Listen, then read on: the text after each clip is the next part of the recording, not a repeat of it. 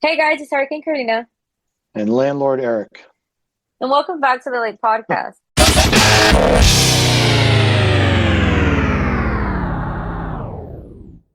The Law According to Eric. Well, welcome back, guys. It's just me and Eric today, so HR is a bit under the weather. yes.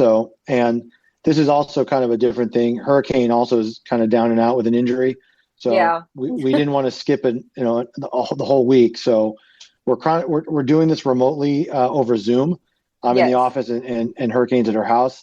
Hmm. And hopefully this comes out okay. But if it doesn't, hopefully by next week we'll be more back to normal.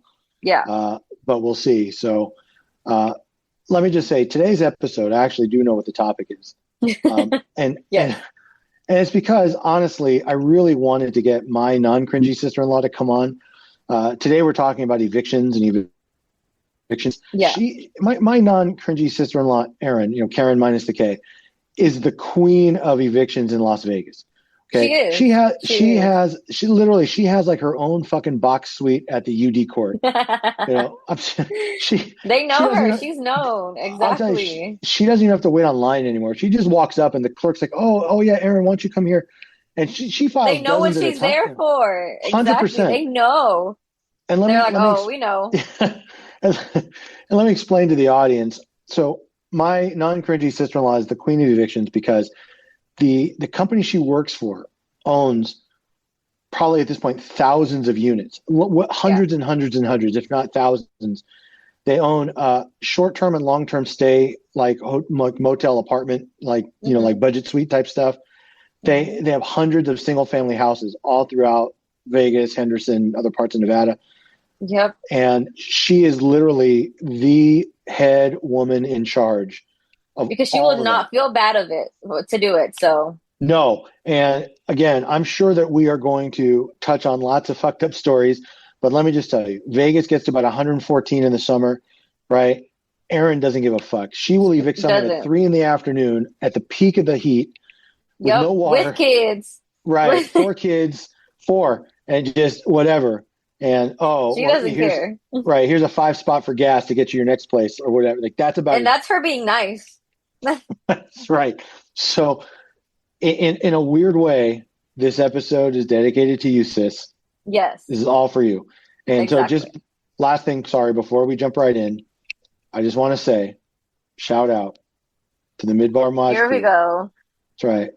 Badanka Dory, Evelyn, the whatever guy she married, Ron. Dougie, whatever, Hey, Ron. Dougie, Betty, Brian, Jolene, uh, Aaron, Jessica, Amy, and the rest of the Midbar Maj crew. Yes. Thank you for listening. Hopefully you get to enjoy this episode. And I bet you anything, you're going to hear some of these stories and you'll be like, oh yeah, that's Aaron. Yep, So definitely. let's see what happens. All right. Let's start with the first one. The title of the Oh, first one is Am I the asshole for evicting my parents? So, 2 years ago, my parents became homeless and they had been living rent free on a ranch. And they had known for over 20 years that they would have to move because the land had been sold. They never made attempts to find a new place to live and they were finally evicted. They bought a camper and have been living in it on my property after my brother and his wife finally moved out and bought their own home. Yes, my brother and his wife were living with me prior to my parents. My parents don't pay rent, they refuse. They don't pick up after their dogs or keep their dogs under control. One of my parents' dogs attacks everyone. My kids, my grandchildren, my roommates, me, etc. Even my dogs aren't safe from this dog. I've told my parents repeatedly that they need to control their dogs and keep them on the leash, etc. After the last dog bite, where she drew blood on my roommate, I told my parents that they needed to get rid of the dog. I waited a week, and when they didn't find a new home for their dog, I told them that the current living situation was no longer working and they needed to leave. Since then, my sister-in-law has been posting on all of her social media accounts that I am a narcissist that treats my family like garbage. My parents have also made a list of everything that they have given me for the last 15 years and have confiscated all of those items and taken them into my brother's home. Would I be the asshole? I'm sorry, am I the asshole for evicting my parents because he already did it? Mm-hmm. huh. Um. Uh. I got to think about this for a second. Well, I'll tell you why. Look, this is this is a weird situation, right? Because Mm-hmm. family is hard to kind of deal with. And often we make decisions for our family that we wouldn't make for anybody else. Right. Now, I could tell you an interesting true story. In that, so when my parents moved to Vegas, my brother was already there. He started college at UNLV, Right. And stayed in Vegas, and got a job there. Right. So for a while during the property run up, before we had the mortgage meltdown and the crash, property values were going crazy, and all the property in California was like up beyond crazy. So my parents actually sold off everything, every property they had, apartment, whatever, all to buy this big, like a 500 unit building in Vegas, which is what they did. But a 488 unit apartment complex called Sandpiper Apartments. Long story short, so my mom and dad, after they sold it, right, they kept it for a little while, right, and then they sold it at a huge profit because Vegas hadn't caught up to Southern California. So when it did, right, now the value of that apartment, and that was how they retired. But so they decided they're going to build themselves a house. Like they bought a piece of land. It was like a homemade lake there, and they got like a big double lot and the whole thing. Oh, very nice, right? Yeah. Now, what was supposed to take 9 months ended up taking about 2 years to finish building, and they moved in with my brother. Oh. Now, it's not exactly the same because it's not like my brother was paying for it. Like they were already paying for his rent or mortgage. Right. But they just moved in like it was their place. And my brother at that point, he wasn't married yet. He was kind of dating. I don't know if he had actually met his wife, Erin, yet or not. He was much younger, and it's not easy. Like I can remember when I was in my early 20s and I was single, ready to mingle. I couldn't have like, yo, why don't we go back to my house because my parents are there? Right. Like, no, that's not going to work.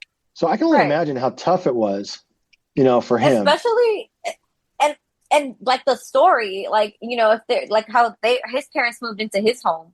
At least your parents, did not bring their dogs, and their dogs weren't attacking, everyone that lived there with you before that. Like your parents, didn't bring that over. No, that's true. But I'm saying, like, I know how hard it was on him. Right. And it's a little different because it's not like he was paying for all the upkeep and they were just like freeloading. Right. But it's definitely cramps your style. Right. Yeah, definitely. Yeah. Now, Billy, he's in a really unique situation in that he bought the place or whatever. Oh, hang on. All right. Sorry. I just got a call I was interrupted for a second, but I'm texting back. Oh, there he is. He is. So I thank goodness. So we're doing evictions as a topic. Nice. And yes, and I by the way, I gave the queen of evictions a big shout out. Yes. But the first she had a story. She actually had something happen. She actually had something happen yesterday and said to me, like, I have a podcast story. So I know the story. So I guess I'll tell it for her. Well, okay. So, but before you do, I want to ask Hurricane to reread the first one because I think this is going to be an amazing Josh tale after. So maybe just hit him with the cliff notes, but here you go. Okay, so this one, the title of the first one we just read, it was titled, Am I the Asshole? Sorry, go ahead. Yeah, and by the way, Josh, whatever your camera is looking at, we're looking like the dark garage, just so you know. I had it in my I'm driving. So I have it in my nice hat. I'm going to pick up Lily right now. So okay. All right, well, go ahead. All right, so go ahead. You got it here. Okay. So the title I'll keep it out, I guess. Okay. The title is Am I the Asshole for Evicting My Parents? And basically the story that I'll just give you the cliff notes. His parents were living on a ranch that for over 20 years had been sold, and they just never bothered on looking for a place to live. So they were finally evicted, and they decided to move in with the guy who made the story. Apparently, they just came in, they bought a camper and just put it on their property and were living there, brought dogs over. Apparently, the dogs were attacking just everyone. The dogs were attacking their dogs, their roommates, their kids, their grandchildren, everyone. They wouldn't clean up after themselves, after the dogs, nothing. So now, I guess he had asked them that they needed to leave, and now everyone's calling him the asshole for evicting his parents. Yeah. So, Josh, before you respond, you know what it's almost like? This is almost like if you have a mom and dad that sell a really expensive apartment complex and enough to that they can retire for life, and then decide to build a house and then move in with their son. It's almost like that. It's almost like that. No, it's nothing like that. It was an interesting 3 years. 3 years. Told you. Wow. Yeah.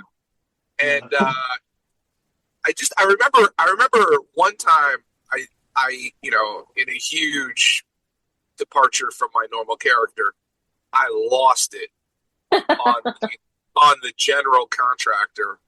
Oh my God. They were, of course, living at my house while they were building this house. Mm-hmm. And they were having a meeting about it. And this is right around like year number 2. Oh, and God. The thing that you have to understand before I get into this is my father, God bless him, had decided that no matter what, he was not going to take any blame for this. Right. He dug in deep. And he used to keep telling me the house is going to be done in 2 months. It'll be done in 2 months. It'll be done in 2 months. So maybe Mortal believed that. No, you got to remember, this is the guy. Here's the problem. Hold on. This is a guy, don't forget, that if he likes the birthday gift you got, he'll just take it. Mm-hmm. Like, he doesn't give a fuck if it was meant for you or anybody else. Oh, I like this. And that's it. They're gone. So here's a worse problem. Would you like to explain to Hurricane what our father did for a living when we were growing up? Oh, he was a plumbing contractor. Right, he built buildings, okay? So how is he looking at a structure that has no foundation and no plumbing installed and saying to my face, 3 months, Josh, it'll be done. I'm like, then he switches to, what do I know? I never built houses before, like as though building apartment buildings just didn't qualify him to have any opinion on this. So he wasn't wrong and wasn't lying to me. He was being lied to, and he just didn't know it. Because his eyes, his 50 years of contracting experience eyes, couldn't see that the project wasn't getting built. Okay? So with this kind of shit going on in my house, my mother also decided to draw a line where she was going to smoke cigarettes in my house constantly. Oh, yeah. Right. So my mother is smoking cigarettes. My father, who is lying to me about the house, is also insisting that I talk to my mother about smoking in my house. Of course. And now it was your house. You had to talk to her. Right. And now they're having a meeting at the kitchen table. My mother is smoking a cigarette. And they're going through the plans. And even I know that the plans in no way are going to get finished in the next 2 months. Yeah. Not the shit they're talking about doing. And so I kind of lose it a little bit, and I say to the fucking John, I'm like, dude, how goddamn long are you staying on the payroll? Like, when are you going to finish? And he gets up, and he explains to me that he one time built a house in 2 months, start to finish. Wow. And he was right.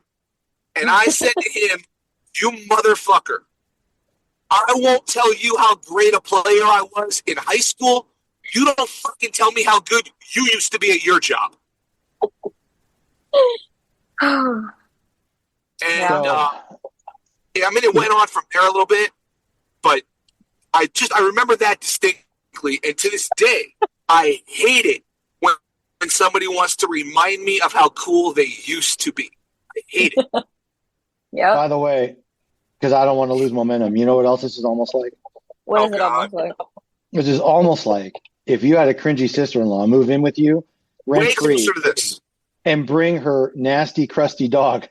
Yeah. And expect you to pick up after it and eat your food and make you babysit her kid and make time for wine time for herself. Almost like that. Listen, I can tell you this because there's levels to the blood boil before the outburst. Okay. Mm-hmm. And she, the cringy sister-in-law, is the only one that ever brought me to the boil level that we're talking about from the incident with my parents. Yep. And it happened to be over the cigarettes. and the combination of the cigarettes and the use of the dryer drove me to another fucking level. The use of the dryer? Yeah, okay. She didn't tell us that she smoked cigarettes. Right. Made this arrangement.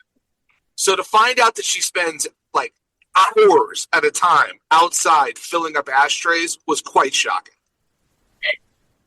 The fact that she didn't empty the ashtrays and my dogs were eating the butts, that was my God. Okay. But what really pissed me off was after having her clothes in the dryer for 2 days. Uh-huh. What she came up with when I got upset about that was, it's different in Houston. The dryers work differently. What? Like, how differently? It takes days versus a few minutes in Houston? How much differently do they work that you didn't think for 2 fucking days to remove this shit from my dryer? And yes, that's what it felt like when Mom would smoke in that. Yeah, oh God. Like, fuck Mom. Like, Dad is being an asshole. Why can't you just get on board here and not fuck with me too? There you go. So, boy, am I glad I picked up this fucking call. Jesus. Yes, and we appreciate all the input. So, yeah.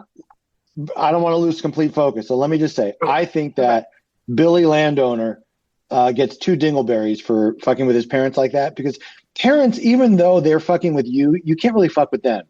You know, it's sort of like, it's almost like you just have to wait and then fuck with your own kids, you know? Okay. Yeah. So, at least that's how I am. I just sort of like let my parents do, or I used to let my parents do the thing, let my dad just kind of do his thing now. You know, I prefer not to argue or get into big drama. Plus, honestly, Josh and I still kind of need him to like us. Oh my God. So, it's only so much we could do. Well, I mean, I've butted heads more than enough times to know that I'm not going to win ever, no matter what. So, who cares? And but I will say the Feldman scale is a little different, because when you're out to like evict your parents, that's and he did it. He evicted them. Yeah, and like walking them off the property, like that's pretty. I'm giving him a 3 on the Feldman scale. I agree. I agree.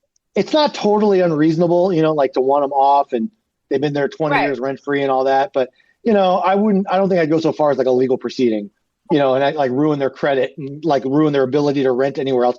Unlike my actual non-cringy sister-in-law, who doesn't give a fuck. She will mess up everybody, the whole family's credit.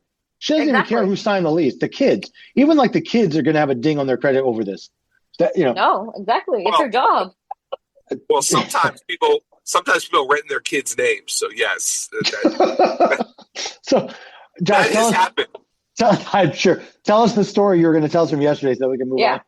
It would be so much better if Aaron told it. It really would. But okay, there's one tenant that has historically lived at this property. Her name is Teresa Kraft. Oh yeah. Mm-hmm. I'm sending the name out right now. Okay. And Teresa Kraft actually worked for me in the timeshare business. She was a salesperson and lived at this one property. And when she saw the last name, got all excited because she, really appreciated, loved my wife, and over the years, I'll tell you, has ignored the needs of a million old people. Couldn't care less. But for whatever reason, this woman, she felt bad for this woman. And so she really went out of her way to help this lady out. Like, she took her to doctor's appointments. She took her grocery shopping. She used to pull what Eric and I affectionately call a Cousin Gail, where she would ask for a ride to one place, but strategically move in 3 or 4 stops while you were taking her to that one place. Yeah, we call that a Cousin Gail. So she Cousin Gail Aaron a bunch of times and stuff. Anyway, she lives in Mexico 6 months out of the year, and she lives in Las Vegas 6 months out of the year. Nice. And she left all of her stuff behind in the property storage that Aaron runs, or one of the properties that Aaron's involved in. Mm-hmm. And she hasn't been there for 6 months. And Aaron wakes up yesterday to a Google review from this woman Mm-hmm. in Mexico. What's the negative review? And Aaron Oh went my God. ape shit. How dare her? I called her up. I told her that her stuff will be waiting at the front door. She's in here. And, it was my pleasure to remind her that at the end, they're still renters, sweetheart. Yep. And that's just the way they behave. Eric can tell you all about Oh my God. Poor Erin. Look at all she did for this lady and how this lady paid her back. Yep. Negative reviews. It's the only woman she ever did this for. Believe me, over the years, there have been many, many Teresa Crafts. Many old, lonely women. Oh my God. That needed some help. Like, believe me, Erin has deflected this many, many times. But this one lady, she took to heart, and that's what happened. And so Justice I don't for think, Erin, man. yeah, because the woman took the review down. Oh, okay. Replaced it with a 5-star. Oh. Hold on, don't put your headphones in. I already heard this story We're yesterday. on the podcast with Eric. Leslie's in the car, giving me attitude. Hi, Leslie. Hey! Oh, hey! Hey! Don't you want to take part in this? Not really. What's up, girl? Why? It's my daughter. Hi. We're talking about how you guys are really close to evicting your Aunt Smashley. Well, I mean, we kind of did. We sat her down, and Erin started with, "Actually, this is not working for us." Oh, see? Yeah. Just the way she would an employee. Yeah. Oh my God. All right, so go ahead. Anyway, go ahead. So, anyway, she put up a 5-star review, and she called funny. Erin and asked Erin if she'd take her back now, and Erin's like, "Nope, absolutely not. She called back. You do not get a second chance to cross me." Oh God. It's like, That's how many so good. times do you think I need to learn this lesson? Mom No was way. livid Oh, yesterday when she livid. picked me up. She was talking about it the whole way to work. Oh my Oh gosh. God. Poor She was Erin. we went to a baseball game last night. She was talking about it on the way home from the baseball game. She's like, "Do you think the punch fit the crime?" And I was stirred shit up. Of course, man. Of course. Absolutely. Who would you be if you wouldn't? Whoa. I'm like, well, what am I supposed to disagree with my wife? Stop it. All right. So we got two dingleberries and a 3 on the Feldman for this first one, even though Yes. we spent a lot of time on it, but for good We did. reason. Do you guys These want to hang kids- on and listen to these the kids next are one? horrible. Yeah. All right. These kids Lev, are horrible. Hey, and Lev, you can participate, Lev, if you want. You're technically an adult in the Jewish world, so it's okay. Believe me, she knows more about eviction than most of the goyim you know. Exactly. I feel you. Exactly. All right, She then. was Then- going. The next story. The title is, Am I the asshole for evicting my brother's pregnant fiance? All right. Am I the asshole for evicting my single mother sister-in-law? Right. Wait. It may not be the brother's baby. That's all The right. way it's true. done, We it may don't not know be yet, the I brother's guess. baby. That's right. Fair enough. Okay. All right, let's hear it. Because that would Okay. change a lot about this. All right, let's hear it. Dick, but All right. It says, I need an outside perspective on this, and if I'm being fair to a misled sister-in-law. My 2 younger brothers live in LA, and housing is expensive, but each of us got an inheritance to start us off. My brother spent a chunk of it in college, and Jay, 23, recently started working, but LA would still be expensive. My youngest brother, Kay, 19, is still in college. We are not close, and I got the lion's share and offered to cover rent on a 2-bedroom for the boys for nearly 2 years now. Last year, Jay bought a lady home, and Kay thought she'd be a visiting girlfriend like the past ones, but she just never left. They'd been dating for almost 3 months, and she landed in some housing problems, so he helped. Kay was fine with this, and he told me so, and I didn't question it. I met her over video. 4 months ago, they came home for a weekend, announced their engagement, and she was quiet. They said she was just shy and introverted. One-word answers and instigating on leaving quickly. When they returned to the apartment, Lady L told Kay that he should consider college hostels because they have wedding planning coming up, and after that, a marriage cannot start with guests in the house. So this bitch walked in and then wanted the other brother to leave. That's crazy. Okay. Really? We believe- Really? You don't say. It's almost like a bitch walking in wanting the husband to leave. Almost like that. Exactly. It's almost like that. It's almost like your cringy sister-in-law wanting you to get out of the house so that she can bring a date home. Exactly. Right. Almost The like house that. that Exactly. the house that you own that she doesn't. Exactly. It's almost like that. Okay. We believe Jay told her he owns the place and is helping out his little brother. She made life difficult for Kay. Passive aggressiveness, outright asking when he's leaving, engaging in adult acts in the living room to make him uncomfortable. She has walked unclothed too, right? Kay took too long in telling me, and the kid never complained or asked for much. So when he did, I went to them. I spoke to both boys, and Jay asked me not to interfere and that he's handling it. So I let him. It took only 2 days of my visiting before she brought it up herself that Kay should leave now. He's been helped for over a year. We had an argument, and I informed her that I'd be serving her fiance an eviction order if she did not leave, and her too if she claimed tenancy. I own everything down to the toilet paper here. She yelled hillbilly insults, and Jay had to go calm her down and tell her that it's true. She said she was pregnant. What are hillbilly insults? I have no idea. I've never heard of that. Didn't he say he was covering rent? So the other brother was not him. The one that she wants gone is the one that was helping cover rent. And yeah, so but they don't own shit. No, they don't own shit. The one that owns it, I think, is the one writing this post. Right. So I told Jay to have her leave and leave with her or taint his record with an eviction. He also confirms the baby and said that she refuses to be a homeless baby mother. If I push through, there's blood on my hands. I read through what he meant, and that part gives me pause. They can't afford the rent on teacher's salary. His loans are getting a big part of it, and I did say I'll cover rent through 2026, but I won't pay to have Kay live in chaos till then. He's the only innocent one here. Is there a middle ground here? I love these boys, and I'm responsible for them. Would I be the asshole for evicting my brother and his pregnant fiance? Huh. I don't think so. Evict all of them. I was waiting for Aaron Jr. to say that. Hey, Josh and Lev, you have an opinion on this? Yeah. Okay. So I think he should do them the favor of evicting them. See? Yeah, because this woman is going to ruin his life. Yeah. And so maybe if he puts him out into some real adverse conditions, he'll see the real her and come back to the family and live in his nice paid-for apartment and go on with his what would be perfect life without this horrible chick involved. Yeah, now, honestly. As far as the baby... Well, okay, go ahead, Josh. Sorry. Go ahead and finish. I mean, as far as the baby goes, we're going to have to do some testing.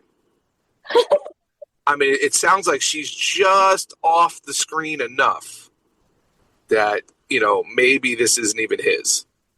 It could be, honestly. So we'd have to test to make sure it was mine to begin with. But I would... Interesting. This is love. Yeah, I have a little bit of a different take, not because I'm much more liberal, but I have an issue with somebody that makes a commitment and then backpedals out of it, even if it's, making it difficult or uncomfortable. If he promised to cover rent through 2026, he's got to stick to that. They depended on that. He promised to cover it for the girlfriend, for the two boys. But that's what I was going to say. It was just for the boys, not the lady. Well, do you think that that's what he meant? Yeah. I don't know. I mean, I do. Well, I think he meant that I will pay for you two. If you take on somebody else, have her pay a third of it. That's what I would do for my brother. If I am telling my brother I would cover his rent, I'm only covering my brother's rent. If he wants to bring someone else into the home, then she can pay her own rent. I'm not responsible for her. I'm not paying. I don't owe her shit. Yeah, I don't know. The rent's the same either way. It's almost like your cheap father gives you a gas card to go to college with. But instead of using that card for gas, you buy groceries and cigarettes and all kinds of other stuff. You even sell that stuff to the people in the dorm. Oh my God. And, it's almost like your father realizes, like, wait, how did you spend $600 at the gas station when you don't have a car? Mm-hmm. Yeah. It's almost like that, too. I get that. It's almost like I'm going to give evicting Billy one dingleberry. I understand the argument that if he's committing to pay for one and not the other, but me personally, I would just ride it out till 2026 and then tell him, okay, guys, time's up. I did what I was promised, and that's it. I don't really think this is a Feldman issue. I think it's reasonable to be concerned, and he hasn't actually done it yet, which I think is different. I think if he We're had getting actually off. done what? Okay, bye. Bye. Bye. Okay. I think it would have been different if he had actually already gone through with the eviction or kicked them out, but he's still contemplating it. So I don't think he's done anything yet to score Feldman points.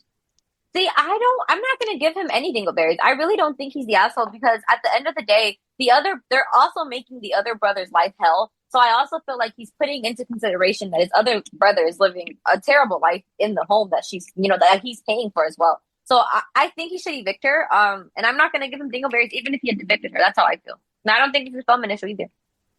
All right. I think the entitled girlfriend and the fiance, though, the brother and the fiance, they get at least like 5 dingleberries out of me because it's very asshole-ish to do something like that, especially when someone's already paying your rent. Yeah, I know what you're saying. Sometimes it feels like the people that come across or seem the most entitled. Mm-hmm. A lot of times I think it's just because they really are in a desperate situation and they're too proud to admit it. Yeah, I can see that. I can see that. All right. Let's move on. Next one. Move on to the next one? Okay. Yeah. This one's titled, Am I the asshole for not giving my dad's widow/affair partner any of his estate and evicting her and my half-siblings from my childhood home? Oh, probably not. But okay. All right. Oh my. 5 years ago, my 25 female parents were still together when my father was caught having an affair with Jenna. Jenna confronted my mother and let her know that she was pregnant. My mother was devastated and chose to commit suicide. Oh, shit. Okay. Oh, my God. I didn't realize it went this deep. I read the title and kept it. Yeah. I was devastated, and I think that in some way my father was too. While I mostly blame him, the words Jenna said to my mother were cruel, and I believe the main cause of her death. My father wanted to leave Jenna, but because she was pregnant, he married her instead. My culture is not kind to women who are unmarried with children. They went on to have a second child together. I hadn't spoken to my father these last 5 years, despite his many attempts. A large part of me has hated them both too much. My father died recently in a car accident on the way home from work. I found out that he had not updated his will and estate. Everything was left to me, as well as his life insurance. Jenna tried to fight me in the courts, but my lawyer brought up that she had an affair with my father who was married. The judge ruled with me and shamed Jenna. Adultery is not taken kindly here. This is why the judge gave her nothing. I had Jenna and her 2 children evicted from their childhood home. Jenna and her family have been raging at me, and my father was a very wealthy man, and Jenna worked as a receptionist when they met. She now has no money to her name and lives with her mother. She thinks I did wrong by her and my half-siblings. I do not consider them my family, and I hate them because they will always be her children. Am I the asshole here? Everyone I know is divided. It's a tough one. Yeah, you know what?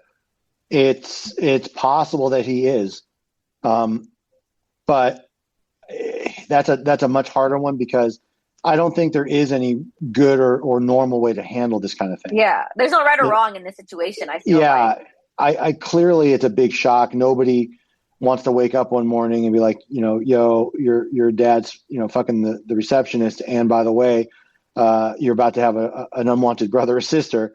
Yeah, and your mom, took her own life because of this as well. Yeah, I mean that's just craziness. Mm-hmm. So that's really, really tough. And the reason it's so tough because everything up to that point is puts me all on Team Billy on this. Right. But then you think it's a her. Well, her team Lucinda, right? The daughter, right? The actual daughter, yes. Right? But the problem, to be frank, is it changes a little bit when there are kids involved who are innocent. Right. Because it's not really their fault. And I'm the kind of person where I would live with something that bothered me or made me uncomfortable if I thought there was a greater good to it or if it was serving a bigger purpose. And so if I'm keeping a couple of children or a child, even if I don't recognize them as my family, I mean, it still is a half sibling, but I'm saying even if you don't want to go that far and you're like, I have no recognition to this child, I don't give a shit, whatever. Okay, that's everybody has their prerogative, right? But to not at least realize that the lives of those kids who didn't ask to be born, I mean, they just is going to be upended and maybe never the same, I think might at the very least warrant thinking twice. And if you want to be a smarter guy and maybe a more get gangster businessman, charge them rent. You know, make a business out of it. You don't have to have a relationship with everybody you meet. You don't have to become friends, right? Everybody's saying you have to be, you don't have to be BFFs, right? You want to keep it all business, fine. You know, stick to business. I agree. That's most likely what I would have done. I wouldn't have gone so far as to evict them, not because I understand the feeling, right? So I get that part. I just think that the reaction or the actual actions, I think, were a little rough. So it was just, I think his reaction was driven on emotion. It was driven on her emotions. It was all emotional. She clearly has, like, you know, I don't want to say trauma, but like she has deep feelings for what happened to her mother and will blame this woman for the rest of her life. And like she said, she sees the children as tainted. And I think that's just her own, you know, emotions. And she acted from emotion here, which I really can't blame her because I understand why she's upset. But yeah, I don't think I'd evict them, like you said. I think that, you know, she could have been smart and, you know, charge them rent. The house is hers, technically it's under her name, charge them rent. Yeah, I also think, I mean, it's tougher because, you know, I get why she kind of blames Whore Lucinda, but I mean, you know, it takes two to tango. Yeah. You know, it's not as if dad was like tied up and forced. Right, you know? right, exactly. And chances are that the dad was probably the instigator. Yeah. You know, like, especially if he was a wealthy, powerful guy. I mean, look, nobody knows directly, and obviously I don't know the guy firsthand, you know, but that's not an uncommon sort of theme. These sort of wealthy, powerful businessmen that just think they can do whatever they want, wherever they want to, whomever they want, they don't care. You know? Right. Yeah, I agree. I'm sorry. I got distracted for a second because I'm looking at the crumble lineup, even though nobody's here. Oh my God. Carrot cake, New York cheesecake cookie.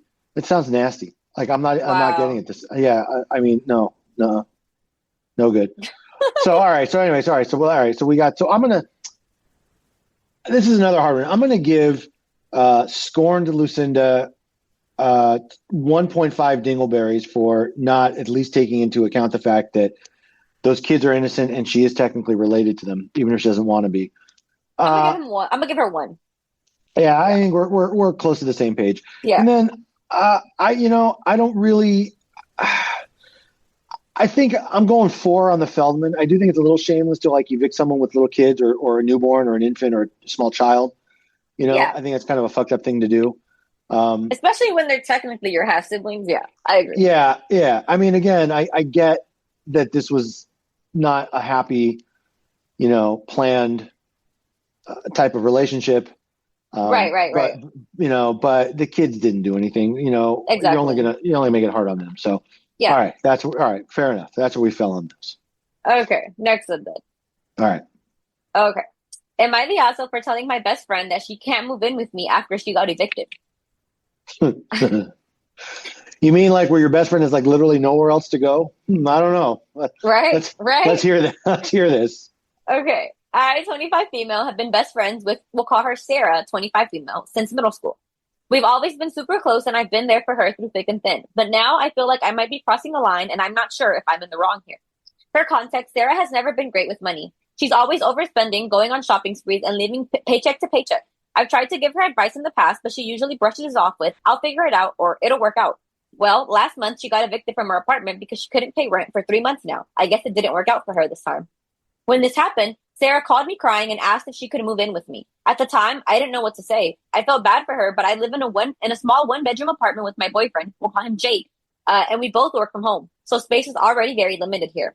I told her I need to talk to Jake about it before giving her an answer. When I did, Jake was really uncomfortable with the idea. He reminded me how Sarah can be very irresponsible with money and said he was worried that she would overstay her welcome or bring drama into our home. He also pointed out that Sarah has a bit of a history of taking advantage of other people's kindness. So after thinking it over, I called Sarah and I gently told her that I couldn't have her move in. I explained how we don't have enough space and how it could strain my relationship with Jake. I offered to help her in other ways, like lending her some money or helping her find a more affordable place, but she flipped out as soon as I said no to her moving in. She called me selfish, accused me of abandoning her in a time of need, and said that a real friend would never turn their back on her like this. Now Sarah won't talk to me. Now Sarah won't talk to me at all, and she's posted a vague, passive-aggressive things on her social media, like some people only care about themselves, and you find out who your real friends are when you're going through tough times. Our mutual friends are split. Some things I should have let her stay temporarily, while others agreed that it's a big ask. Jake says I did the right thing, but I feel horrible. Sarah's been through a lot, and I don't want her to lose her as a friend, but I also don't want to be stuck in a bad situation in my own home.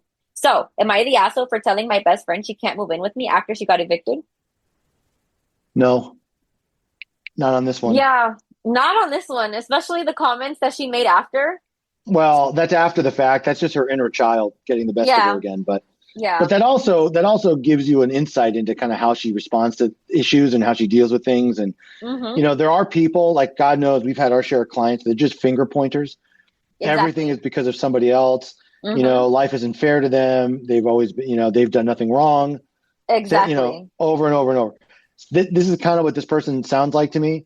Look, there's an old saying, like, a friend in need is a friend indeed, or whatever.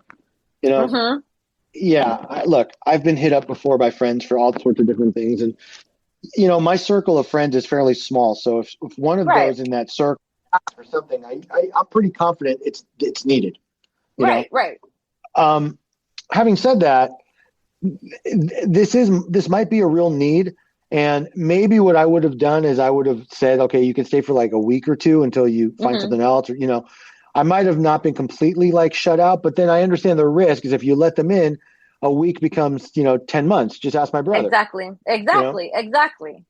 So it's kind of, but I don't see this as that big of a wobbler. Some of the other ones. I think also what has to be taken into account is the fact that it's a small 1-bedroom apartment. Yeah, and she's already living with her boyfriend. They both work from home. Like, where are they all going to be? Yeah, and this would be different if they weren't there all day. If she was just her with like a small suitcase.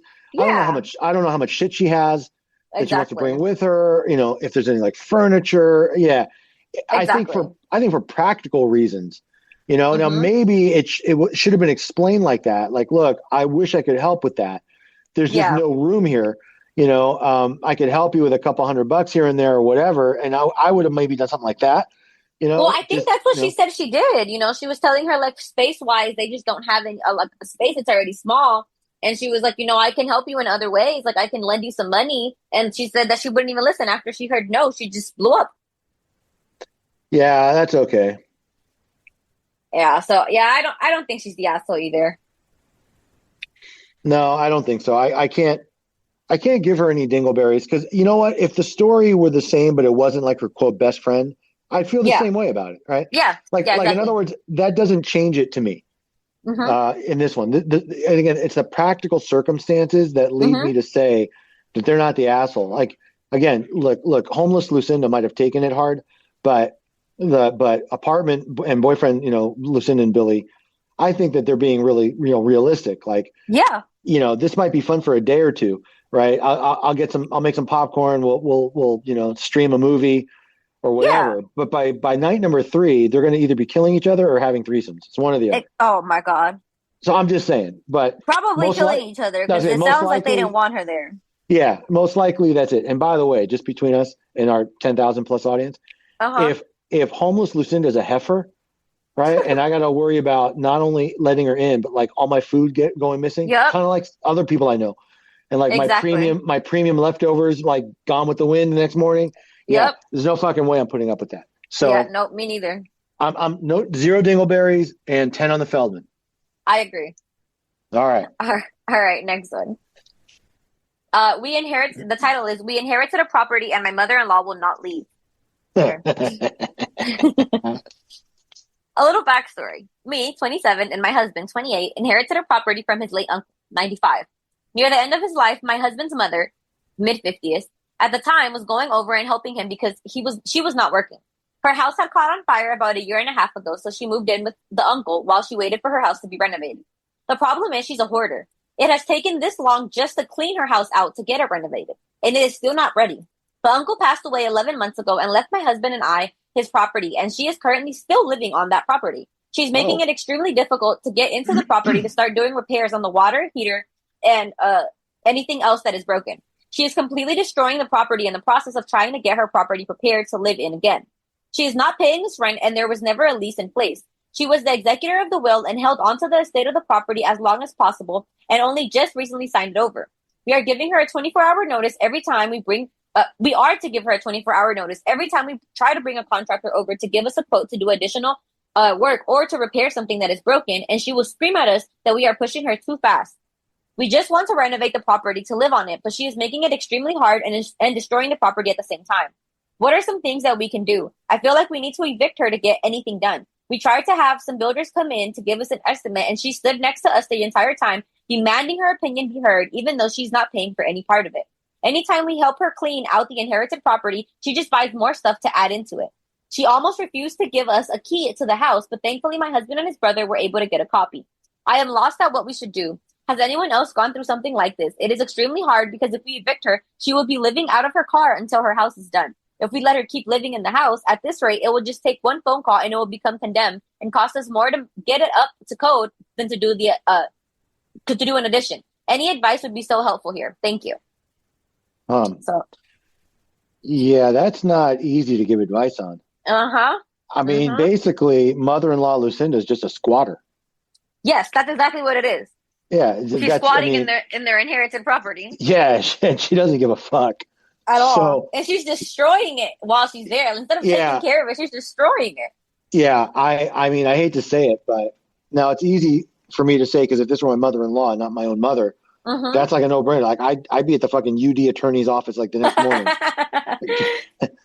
Get this bitch out. And I'll be honest with you, to save relations with my wife, like assuming this was like my mother-in-law and her mom, if I could afford it, I'd put her up somewhere, until we could help her find like more permanent housing. Like I wouldn't like leave her on the street.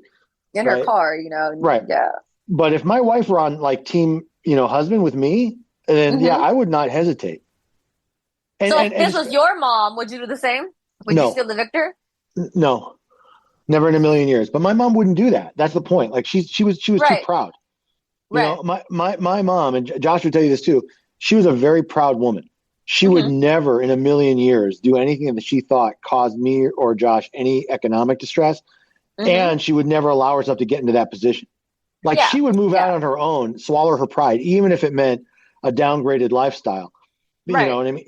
And I mean, I'm not saying that that's good or bad. It's just, it would never happen with my own mother. But if this were like my mother-in-law, bye.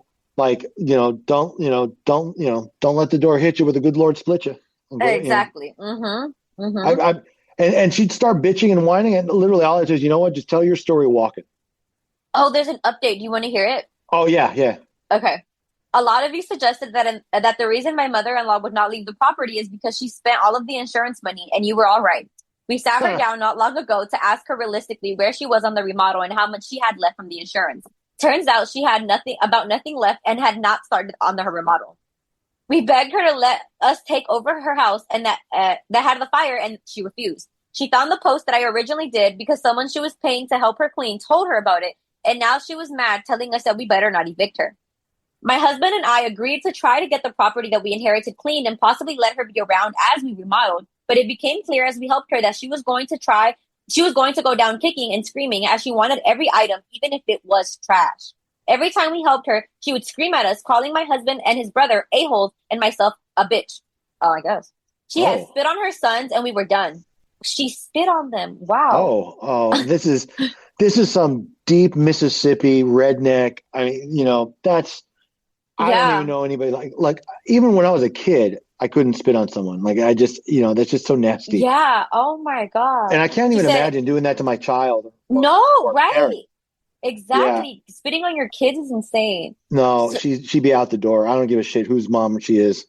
They said they served her with papers and gave her 2.5 months instead of the normal 30 days. And my brother-in-law even offered his house for her to sleep and shower, but that still is not good enough for her. She calls my husband every day, getting more and more desperate as the weeks goes on. Starting off with, I won't be ready, to now threatening to kill herself and that we don't love her anymore. That's gaslighting 101. Yeah. So I'll tell you what. I am going to give mother-in-law Lucinda a 10 Dingleberry double Lizzo ass for that kind of gaslighting your own child after spitting on him. How the fuck do you come back? You hock a loogie on your kid, and then 2 weeks later, 3 weeks like, no, please, I'll have nowhere to go. I'll just kill myself. You don't love me. You know what? I'll be like, I did love you until I got a fucking wad of phlegm in my face. Exactly. Right? Exactly. Yeah. Then, you know what? Mysteriously, I didn't feel that close to you anymore. Mysteriously, after you You called us all names and spit on us. I don't feel that closeness anymore. Yeah, Crazy, isn't fuck, it? fuck that. Yeah. Mm-hmm. In fact, literally, I hate to say, but those would be my words to mother-in-law. I'd be like, you know what, mom? Okay, fuck that and fuck Mm-hmm. you. Exactly. It would be that simple. Exactly. Yep. So yeah, mother-in-law Lucinda's getting a 10 double Lizzo, I agree. Stingleberry, and I'm going an absolute 0 on the Feldman scale. Both for Yes. spit. No, I'm giving her a -5. You spit on your kid, you lose all shame. You've lost all shame. If Yep. you can spit on your own child and then turn around trying to make them feel guilty for wanting you out after that. Exactly. Yeah, Exactly. that's a -5 on the Feldman. I I think that's the agree. worst. That's the Honestly. worst Yeah. Feldman rating we've ever given. But I was gonna honestly, tell you that that's the worst one you've actually given. Yeah. and we've heard some fucked up shit. But but I could never fathom. I mean, maybe I'm just internalizing this. Like if it were my own mother, I could never Mm-hmm. imagine or fathom my own mother spitting on me or Josh for No. anything. No. Anything. Like she wouldn't No. even cough on us on accident. Yeah. Oh God. And I would die. Like if someone spit on me, Eric, I would die. You know how much I hate sneezes. I'm like, imagine being spit on. No, you know what I'm imagining? Not even that. I'm imagining somebody just like dipped a wing in ranch and then spit on me. Exactly. Like Oh worse. yes, Oh my God. exactly. Ooh, I'm getting sick Exactly. thinking about it. Ooh. Oh. Exactly. Ooh, that's a rough one. Okay. All right. Are we moving on then? Yeah. I want to get this out of my mind as soon as possible. Okay. The next one is titled, Am I the asshole for not letting my soon to be evicted cousin stay in my lake house? Okay. It's amazing how many like family members get evicted for shit. Like, That's wow. right. Exactly. It's just a common thing. Yeah. Okay. Okay. I have a cousin. We'll call him Greg. Greg is a nice guy, but is the Yeah. laziest person. He is Greg. Let's not call him. It's either Greg or he's George. But okay. Yeah, exactly. The And laziest he's person. lazy. Exactly. She's ever met. That's how we're going. I'm Okay. hardly right wing, but he's your typical anti-work, anti-capitalism, anti-trying to achieve anything yourself type of person that you could imagine. He sounds lovely, doesn't he? All right. Well, yeah, but the description says a lot too about the author on this one. But Exactly. Yeah, but okay. His longtime partner that he calls his wife but aren't married, and we don't have common law here, is the same way. They are about to get evicted due to not paying their rent for a couple of months because of his unemployment, and it all ran out, and he refuses to get a job at one of the million places around us that is hiring. Unfortunately, they do have a kid who I do feel bad for. I have a lake house about 45 minutes outside of the city that we all live in. It's my pride and joy. I go there on weekends as often as I can, and I even go there just to work from home here and there. I typically like to keep it private, but there was one time that Greg went there for a birthday party that we hosted for my daughter. So he hit me up the other day telling me this sad story about how he's getting evicted due to falling on hard times and asked if he and his family can stay at the lake house until they get back on their feet. I flat out don't trust him, but I feel bad. So I asked him if he could put me in touch with his landlord to see if there's anything that we could do to work it out. He didn't want to give me any information and he just kept begging about the lake house. Well, he lives somewhere corporate, so I called the number. They weren't supposed to share details, but after pushing a little, the lady told me more that she probably should have, and basically said that they were the worst tenants that she has ever witnessed. I'll spare the details, but basically that makes me not trust them in my pride and joy. I told him no and pointed him towards some relief services our city offers. My wife is a softie and says that we should at least offer to watch their kid. I offered that too, but then they sobbed about how they can't be separate from them and kept begging me for the lake house. My mom is also on my case now. She can't have them in there because she lives in a senior community, but is saying that since they've never done anything wrong to me, I should give them the benefit of the doubt since I technically do have room in that 3-bedroom lake house. I don't know though. I just feel like they'd never leave and it'll be my biggest mistake I ever made. Am I the asshole for standing by my guns here? Honestly, no. Yeah, I wouldn't let them move into my lake house either. Yeah, I don't think so. I get that. I mean, I could see how the other side is perceiving this, because it's not their primary residence and all that. And I honestly, it doesn't even feel like this is really a money issue. It feels a lot more like he just doesn't trust that they're not going to like fuck this up. Yeah, he's seeing this as they're going to fuck up my shit and I'm not going to have like anything like to go to. Yeah, I that's why I'm saying I don't. Yeah. Yeah, no, I don't think he's the asshole. And I actually think it's a very legitimate concern. Yeah. And it's true. Like, look, I'll tell you firsthand, it blows my mind sometimes how people will treat their own stuff with kid gloves and respect. But the minute they're like a guest somewhere else, they don't give a fuck. No, You know, people, it's like, some people will not care about other people's stuff. I agree. Yeah. And I never really understood that. Like I always thought, Me neither. like, I'll treat their belongings as if they were my own, or just like I would treat my own stuff. So that's a little weird to me too. Yeah. Yeah, I don't. But so again, I don't see him as an asshole though. Again, I see where the other side kind of thinks he might be, and how they're kind of twisting that around. But no, and the only thing I think that might not be exactly kosher on this is it feels a little bit like they threw in the part about the bad reference to kind of like further justify. Yeah, they're justifying their decision. Yeah. Yeah, I don't know that would really matter or that even happened. It just feels like that was more for like the Reddit world so that they wouldn't, they'd be a bit more understanding or lenient with them.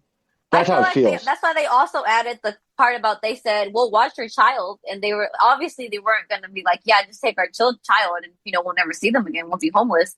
But I guess they also did that to like justify. Well, we tried to help them. Yeah. So how many dingleberries would you give?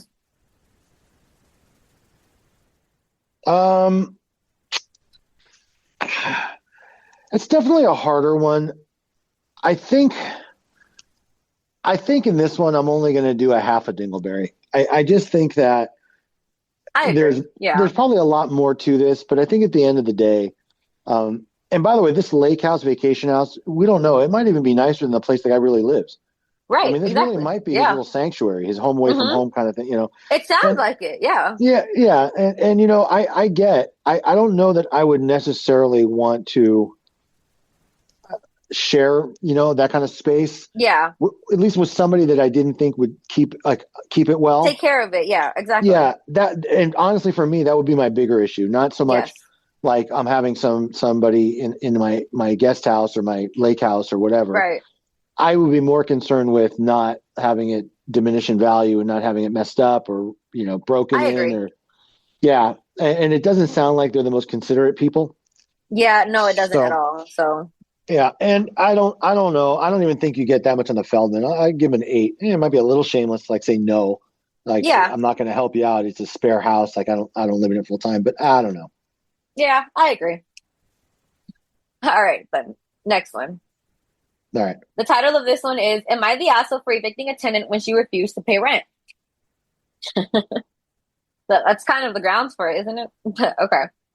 For background, I own quite a few apartments and all of them are being rented. Yesterday, I found out that this was the third month that one of my tenants had refused to pay rent. When I visited her, she said that her son has asthma and that she needed all the money to buy her son's medicine. I might have let her go, but this is the third month that she refused to pay rent and I couldn't let it be a precedent. So I evicted her. I've evicted many people before, but this is the first time I've evicted someone with a sick child. Am I the asshole here? I don't know. I gotta think about that a little bit. Can I hear that again? Sorry, I was reading something too. Oh, it says, she said, "Am I the asshole for evicting a tenant when she refused to pay rent? Yesterday, I found out that this was the third month that one of my tenants has refused to pay rent. When I visited her, she said that her son has asthma and that she needed all the money that she had to buy her son's medicine. I might have let her go, but this was the third month she refused to pay rent and I couldn't let it be a precedent. So I evicted her. I've evicted many people before, but this is the first time I've evicted someone with a sick child. Am I the asshole here?" I think that you depend who you ask. I think if you ask my sister-in-law, she'd be like, "No, you go, girl. Fuck them this is 3 months. You did a lot for them." That's what Aaron was saying. You already did a lot for them. You let them stay there for 3 months. That's right. Fuck them and their inhaler. Exactly. Yeah. That's why it really depends too. Like if it were me, I'd try to find a way. But here's the thing. And this is what I mean. Like it's hard to really know because I hate to say this, but it's true because I would never use like my child as an excuse for something. But there are people that will do that. Like they'll just say anything, just to get them out of the immediate, peril that they're in or situation. Exactly. And I find that extremely shameless, Now, if it happens to be true, that's a different story, right? We don't really know. But again, the idea of Trying to use the asthma in her child.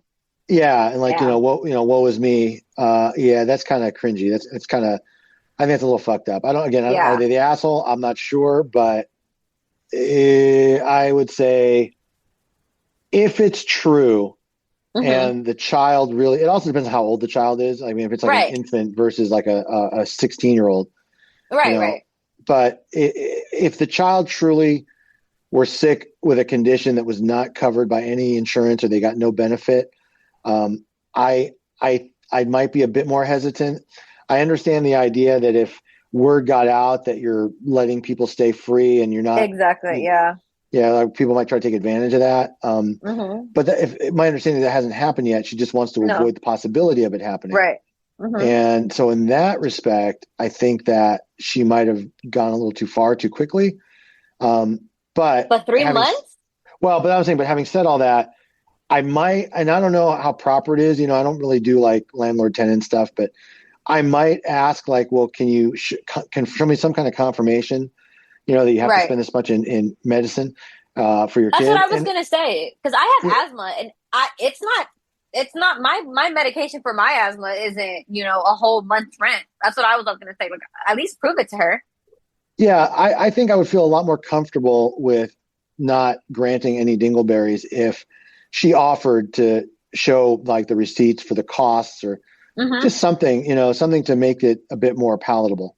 Yeah. But without doing any of that, I think that, Lucinda's just playing games. Yeah, me too. So having said that, I will give landlord Lucinda or Billy, whatever, I'm going to give him a half a dingleberry, only because maybe it's true that the kid is sick and, maybe it's going to cause a hardship on the child. But you're offered no proof or no evidence. So your choice is to either be a softie or take their word for it. And their word may not be, trustworthy. So exactly. I'm only giving her a half a dingleberry for that. Feldman, evicting people is for some, it's just a job. I don't know that there's really shame or I don't think it's shameless to evict somebody if they warrant eviction. Exactly. Yeah. So I don't really think it's Feldman worthy. It would be a much different Feldman rating if, for example, she was like, here's my kid's medication. And as you can see, it cost me like $1,300 a month. Right. Otherwise you can't breathe. Yeah. And she's like, yeah, that sucks. Bye. Exactly. That would be different. Yeah. Yeah. But we don't have that evidence here or that information. Right. So I have to stick with 0. Yeah. 10 on the Feldman, half a dingleberry. I agree too. All right. Moving on. Okay. Am I the asshole? My landlord is threatening to evict us for not letting the maintenance guy in. Okay. So our house hasn't had inspection in ages. We beg for things to be fixed and it never happens. But now that inspections are finally happening, our landlord's son, the actual landlord passed away last year, is wanting to get things fixed. But this is where the issue lies. The guy who does maintenance for him makes me incredibly uncomfortable. Last time he was here, he was making comments about messing around with my mother back in high school and was wondering if I'm just as good as writing, among other suggestive comments that made me very uncomfortable. Suddenly, this guy is saying he doesn't want my husband here while he's doing all of the fixes. Him and my husband have never had a single issue, and there's no need for my husband to leave. He also wants my number for some reason, which I am not okay with him having. He's refusing to come unless my husband is not here. Our landlord's son suggests that we leave and get a hotel while everything is being done, but the vast amount of things could take weeks. We may be good on money, but not good enough to afford a hotel for weeks. And as creepy as this guy is, I just don't trust him alone in my home. We know who knows what he would do or could do. My husband knows that he's making me uncomfortable, and while we don't want to be difficult, he also doesn't want to leave me in that position. The guy has been violent in the past and aggressive with many of his exes. Should I just give in and go with it, or am I being reasonable here? I feel ridiculous, but I also can't help but dread the idea of being alone in the same apartment while he's fixing the stuff. Am I the asshole here? No, your personal safety is real. It doesn't matter if it might be exaggerated. It's her reality. Yeah. Right? It's her perception of it. Especially him saying, I don't want your husband here. You can stay, but I don't want your husband. Let me tell you. Big red flag the minute any fucking handyman or something says that, to my wife or to HR. Like, Exactly. you can stay, but that Eric can't be here. You. Exactly. Like, what do you mean? What, like, Yeah, what? right. No. I'm sorry. Yeah. How does this work? Right. Exactly. No, yeah, no. She's not the asshole for like wanting to feel safe. Yeah. No. And the landlord is more of an asshole wanting to evict them just because she doesn't want to let him in when she's alone is not. It can he evict them for that? I know we don't do that law, but I is I that don't I don't think so. I mean, I think especially if there's some kind of history of violent behavior or outbursts, yeah. Mm-hmm. I think that's absolutely positively reasonable. And then the Mm-hmm. other big question is, well, why would the landlord care who's there? Like Exactly. why does it matter to Exactly. him? You know? Exactly. Yeah, Yeah. there's a lot of red flags on that one. Mm-hmm. Yeah, I Exactly. wouldn't. No, you're not the asshole, Lucinda, Yeah, for no. wanting to be safe and wanting your husband there. I think Exactly. I actually think I think it's quite normal, given the Yeah, circumstances. Like, I wouldn't want to be left exactly. alone, in an apartment with a manager who has some kind of anger issue. Right? Mm-hmm. No, me Yeah, neither. Definitely not. especially if he has to be called back like over and over to fix the same thing, because it like drives people crazy because they think they fixed it the first time and they don't. Yep. Mm-hmm. Yeah, no thanks. I don't want a guy with a violent temper, temper of sorry, a past temper of violence or past Yeah. history of violence. Thank you. I can't Yeah. get my words out today. Uh, Somebody with a past history of violence, like dealing with like my repairs. No, no thanks. No, me So neither. Yeah. no, yeah, no dingleberries for Lucinda. There's no Feldman for that. There's nothing shameless about wanting your husband there to feel comfortable when somebody who makes you uncomfortable is in your apartment or your private Agree. space. Yeah, I Absolutely agree. no issue with that. Mm-hmm. All right, All right. moving on then. Okay. The title of this one is kind of crazy. Am I the Okay. asshole for evicting my sister for stealing my kids' savings? If Yep. if the story goes in that route, then no, you're not the asshole at all. But Exactly. honestly, I mean, well, of course, we'll hear the whole story. But unless it's like, I'm sorry, I stole your kid's money because I needed emergency surgery, I was going to die. If it's not Mm-hmm. something like that, then I don't know how you justify that. But let's hear it. All Benefit of the right. doubt. My sister, who is 37, has been staying with me for a little over a month now. She got evicted from the 37. Yep, Okay, this 37. tells me a lot already. But go ahead. She got evicted from the extended stay where she had been staying for over a year now. My A wife and I year. decided, yep, Oh, yep, I'm sorry. A year at the extended stay. yes, Oh my. Okay. yep. She got evicted from the extended stay. Yep, Damn. I know. You gotta be some kind of special. I'm sorry. I'm just saying. Yep, Okay. All right. yep. Go on. My wife and I decided that she could stay with us while she looked for shelter or housing options. She only works 30 hours a week at a low paying job and doesn't have any money. She was supposed to be looking diligently, but was barely putting in any effort. So my patience was already wearing a little thin before this incident. I don't want her to be homeless, but I want her to show some effort here. Wait, Last night, my wife. hold on. Mm-hmm, Hey, hang on. I gotta interrupt for a second. Hang on. yeah. So let me get this straight. This guy's Mm-hmm, sister mm-hmm, wants to move in with them and live rent yeah. free. Basically, She works, yes. The 30 hours a week at a low paying job, yes. whatever Mm-hmm, it is, she works. yeah. All right, I understand. This Yep. sounds so eerily familiar, but okay. Right, right. But okay. Okay. Last night, my wife noticed that her change jar was almost empty. She asked my son and my son Oh and I if we no. had taken it. Right. We both had it. My son is 9, but he would just ask for money if he wanted some. It was pretty obvious that it was my sister. She denied it, and I kind of just stewed on it. I'm not the best at communicating my feelings sometimes. My wife calls me today upset about the findings about last night. She asked me to check my son's piggy bank because she's afraid it's also been pillaged as well. He's had it since he was 2, and there was probably around $300 or so inside of it. Oh I get no. home and check it, and it's empty besides a few pennies. I see fucking red. I can't believe it. I'm shaking and I'm so mad. My wife and I converse about what we're going to do and then call her into the living room and confront her. There's just no holding back my rage at this point. I scream at her, how dare she steal from my son while she's staying under my roof rent free. I honestly don't remember the last time I've even been this upset. I asked my wife to go get her a few nights at a hotel, but that she's got to go. I just can't have her around. So am I the asshole for kicking her out, knowing that she'll be homeless in a few days? We fed her, we drove her, and we fed her, drove her, and we're just very supportive of her while she was here. part of me just feels super guilty. I know screaming is not an effective way to communicate, and maybe I shouldn't have made such a quick decision. What do you guys think?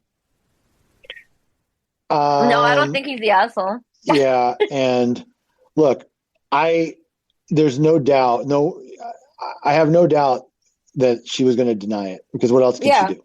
Yeah, exactly. Right? And if she knew that they didn't have like nanny cams set up or whatever, now it's also a very obvious, who else could it have been? Like, my kid didn't steal his own money.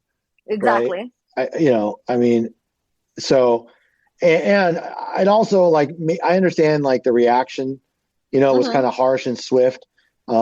If it were me, like, what would Eric do? Like, I'd probably look for some, some other evidence. Like, I'd look to see if all of a sudden she got like new shoes, or something, just to kind of like, at least for my own mind, like, understand more about what this is about. Right. But yeah, no, that's awful. So assuming that this is 100% accurate, sister gets, I'm sorry, this is a triple Lizzo. I agree. Ass. Stealing is pretty disgusting as it is. Yes. And from your own nephew? Well, that's level 3. Okay. Level 1 is stealing in general. Level 2 is stealing from your own family.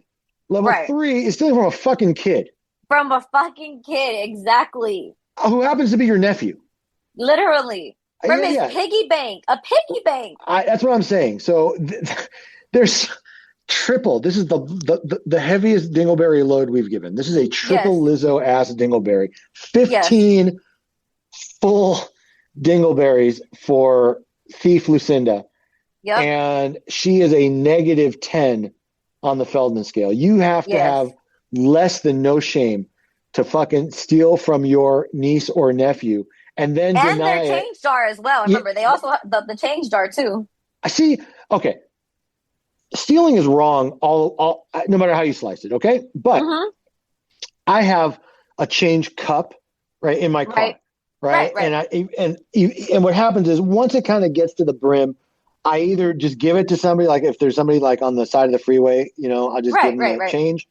Or sometimes if like I go to the market that day, they have those Coinstar machines, so I'll just like change them, and then I'll just use the little ticket for like some of the groceries or whatever, So if somebody like took that out of my car, I'd be annoyed, but that to me is nowhere near the level of like stealing from my child. Exactly. Yeah. Yeah. That to me is just so much worse. So I just can't see justifying this in any way. So yeah. No, me neither. Yeah, me neither. Yeah. She gets the full 15 dingleberries, negative 10 on the Feldman. Yes, I agree. Okay. Look, last one. This is our last one. Okay. Yes. I saved this one for last. Okay. Should I call Josh back? It's funny. I don't know if you do, but it's funny. All right, let's hear it. That's okay. All right. Okay. Am I the asshole for evicting a tenant because he didn't want to pay for not using the place while he goes on vacation? Huh. Okay. So one of my tenants, who's been with me for the past 4 years, called me up back in May and told me he was going on vacation for 2 months during the summer out of the country. My knee-jerk response was, "That sounds like fun. Have a great time. Are you calling because you want me to check in the place every so often and make sure everything's okay? Like, I don't mind if that's what you're asking." And he was like, no, the reason why I called is because since I won't be there for 2 months and not using the place, I shouldn't have to be paying rent for those 2 months while I'm not using it. Correct? Oh, I see. I was flabbergasted. I double checked to make sure that it wasn't April 1st and not an April Fool's joke, but this guy was dead serious. He was complaining about how difficult it was with inflation, rising costs of things, and how expensive a plane ticket was overseas, and how expensive living accommodations for 2 months abroad is already, and that he needs to save money from the rent to pay for his trip. I shit you not, that's what he said. So I'm trying to keep my composure for not losing my shit and blasting him for being an idiot, and I'm trying to reason with him. Well, and this is what I told him. Well, if you rent a car for 2 weeks and don't use it in the middle of the week, the car company will still charge you. If you use your credit card but don't pay the balance off at the end of the month, they totally butt-fuck you and you still pay that 19+% APR loan even if you don't use your credit card next month. And a dozen of other examples. The tenant finally said That's true, but is there anything I can possibly do about this situation? So I basically told him, well, since you're on a month-to-month lease, your two basic choices are either one, you pay your rent, which by the way, I have not raised over the past 4 years because up until now, you've been pretty an uneventful tenant, or two, choose to move out at the end of the month, your choice. Now, the rationale side of me was thinking that he would finally get some common sense and say, oops, my bad, forget that I asked. But what does he do? He says, okay, fine, I'm moving out at the end of the month. Well, it's been 2 months, and this guy calls me back up yesterday and says, hey, I'm back, and I'd like to re-rent your place. But if you don't mind, could you lower my first month's rent? Because the last time when I moved out, I had to pay a mover and to move them and then pay for 2 months of storing my stuff somewhere else as well. And I'm kind of low on money. This guy just has no shame. Yeah, I Again. mean, the Feldman rating is already like going off the chart for this guy. Exactly. All right. But all right. Again, I'm about to lose my shit, but I'm trying to put on my most professional voice when I say this. And I say, well, I'm sorry, but literally the first week after I moved out, and within 24 hours of posting the availability of my rental on Zillow, I had 24 people that wanted to rent it at a price that was 30% higher than what I had been charging you for the past 4 years. And one moved in within 48 hours after you left and even told me to skip the cleaning since they don't mind doing it if they could move in right away.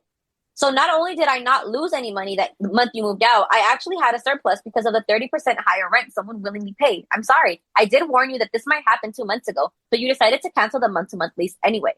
This guy gets into a rant about how unfair this was and how he can't find another place anywhere close to the amount that he was paying, and that he can't even find a single room others rent out from their house for the same price he was paying for his own place to me for the last 4 years.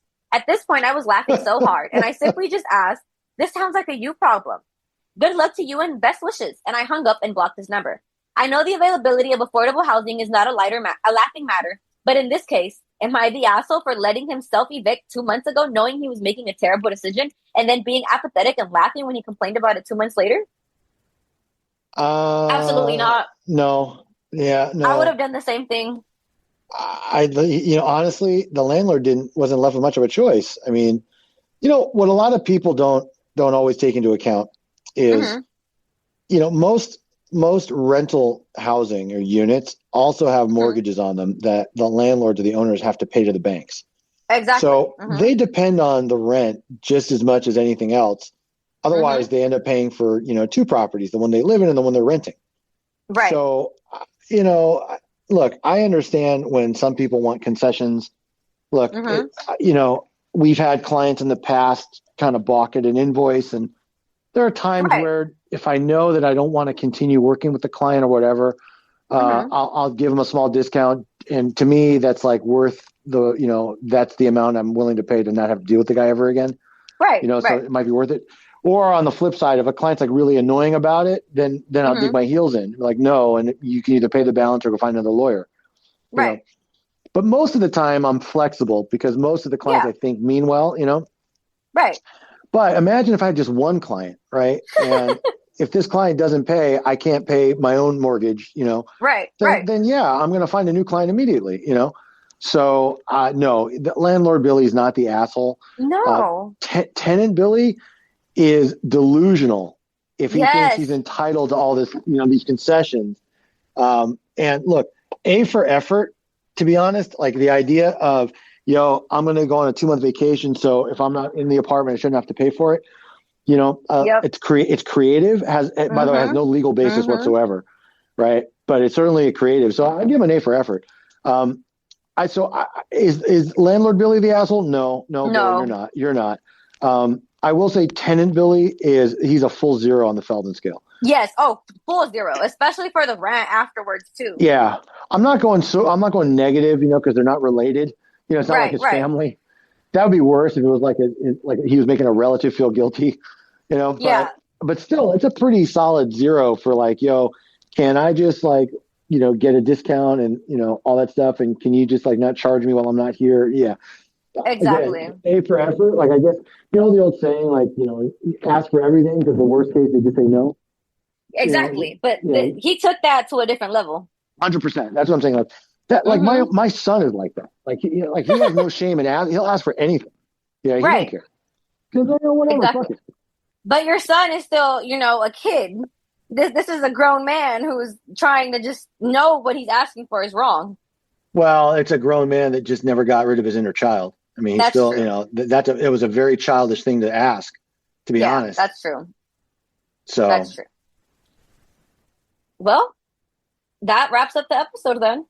well, there we go. So, bear with us if this comes across sounding a little different. We did this kind of remotely Yes. over Zoom. So we don't know how it's going to end, but we hope it's at least listenable. And Yes. we hope to get back to a bit more regular of a schedule next week. Things pop Yes. up all the time, and unfortunately, we schedule things and we have to reschedule and change. And we it's get just, injured, so. yeah, right. Well, then like life happens like in the middle. Yeah, exactly. But appreciate again everybody's support and breaking the 10,000 barrier. It was really, really Yes. exciting for us. So having said all that, Hurricane, tell them where they can find us.